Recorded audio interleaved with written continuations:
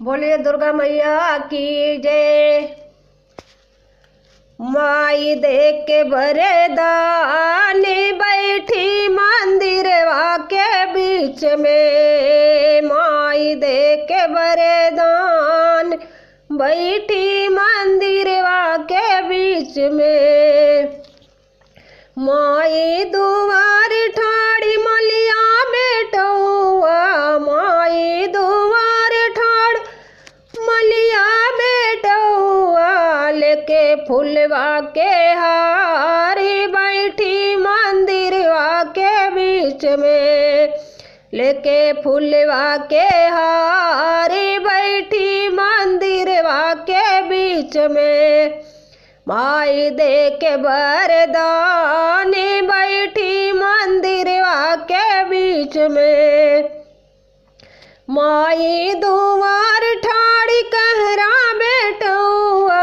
माई दुआर ठाड़ कहरा बेटौआ। लेके कलसा में धारी बैठी मंदिरवा के बीच में।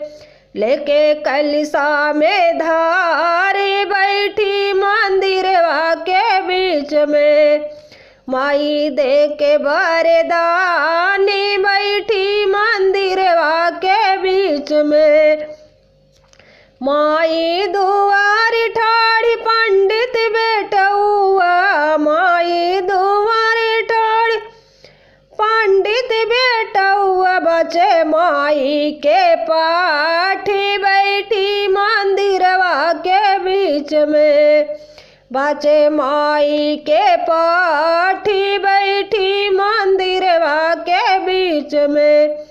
माई दे के बरदान बैठी मंदिरवा के बीच में।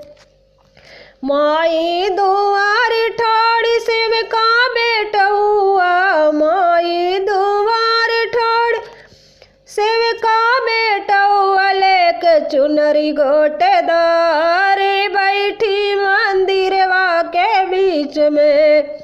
लेके चुनरी गोटेदार बैठी मंदिरवा के बीच में।